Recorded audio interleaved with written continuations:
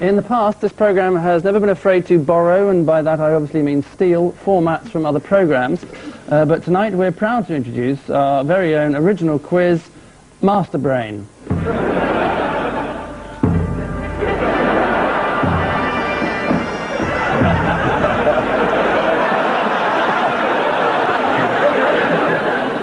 Our first contestant is Mr. Paul Merton, a former civil servant from Tooting. And your specialist subject, we've decided, is the Star Report. And your time starts now. What did Monica Lewinsky initially believe these semen stains on her dress to be? Coconut. No spinach dip. What remark did Clinton make during the notorious cigar incident at the Oval Office? It won't light properly. No, it tastes good. How did Lewinsky greet Clinton when he was shaking hands in a lineup at his 50th birthday celebration? She kissed him on both cheeks. He was tiny shoelaces at the time.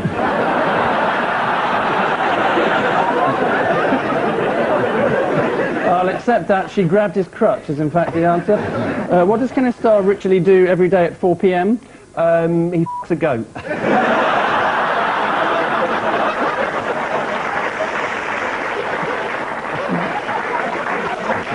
Sorry, a horse, sorry. I can't accept it. Drink a cup of Earl Grey tea is in fact the answer. Who said in 1987... that would be a coffee vending machine on the 5th floor of the BBC.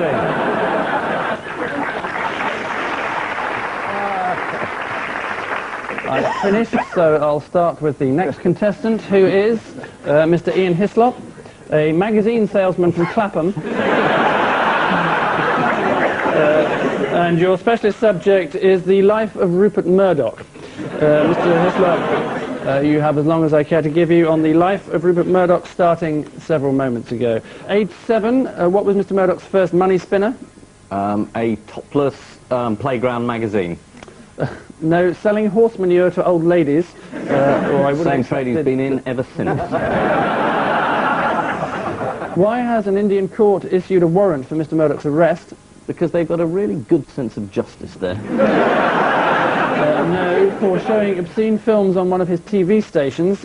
Peter Mandelson regularly dines with Elizabeth Murdoch. What is his role in Mr. Murdoch's bid for Manchester United? To help it through. Oh no, he's meant to officiate as President of the Board of Trade. It's very easy to confuse. Yes, it's his job to... When I saw that headline, it said Murdoch buys United, and I thought it just meant kingdom. What is Rupert Murdoch's first name? Satan. No, Keith.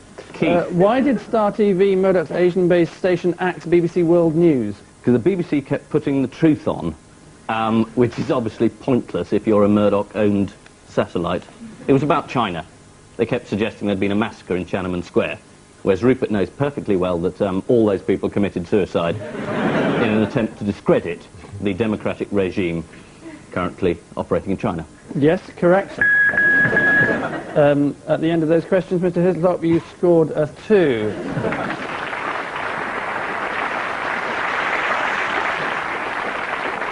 Our next contender is a Mr. Magnus Magnusson, a quiz show host from Reykjavik, and your specialist subject, Mr. Magnusson, is obviously Mastermind.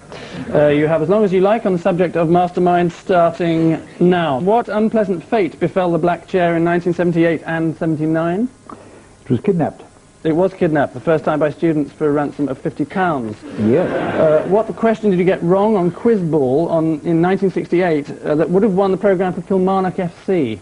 What was the name of the American playwright who married Marilyn Monroe? Correct. And who was the American playwright who married Marilyn Monroe? I had problems with that, because all I could remember was the name of the surgeon who operated my mother's kidneys.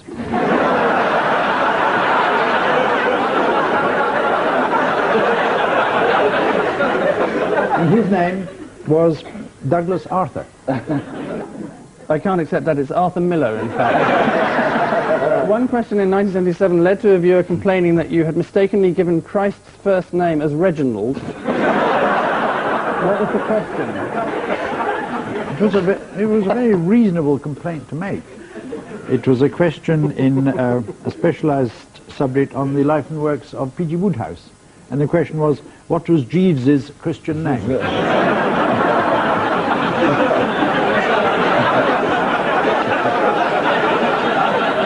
Absolutely correct. And what was Jeeves's Christian name?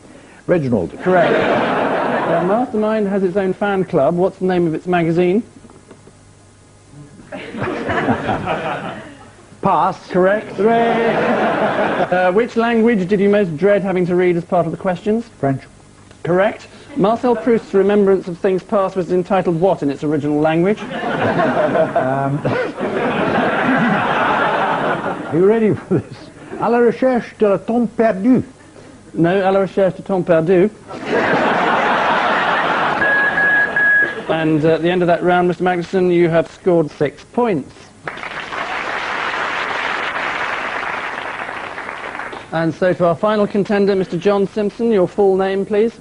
John Cody Fiddler Simpson. Mr. Fiddler Simpson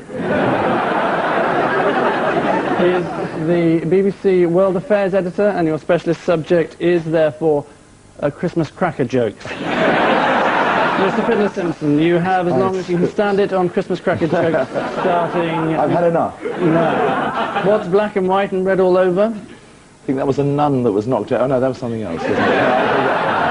I'll accept a nun chewing razor blades. In fact. What's brown and sticky? Is that what a stick is it? A stick. Correct.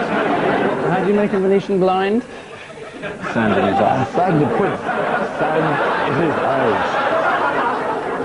Listen, I'm sorry. I really am sorry for everything I've done. You know, I confess. Whatever it is, I confess. Poke him in the eyes, in fact, the answer. Colonel Gaddafi wasn't farting at all. What time did the Chinaman go to the dentist? 2:30. 2:30. 2:30. That is...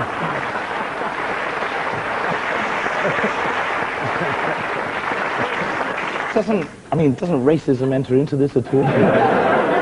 Never bothered us in the past.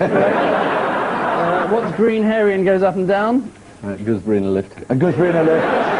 What's pink, hairy, and hangs out your A pyjamas? gooseberry in a lift. No, your mother. After which momentous effort, it transpires that Paul and Magnus scored the most and are therefore awarded an enormous 1 point, bringing the scores to 9-7.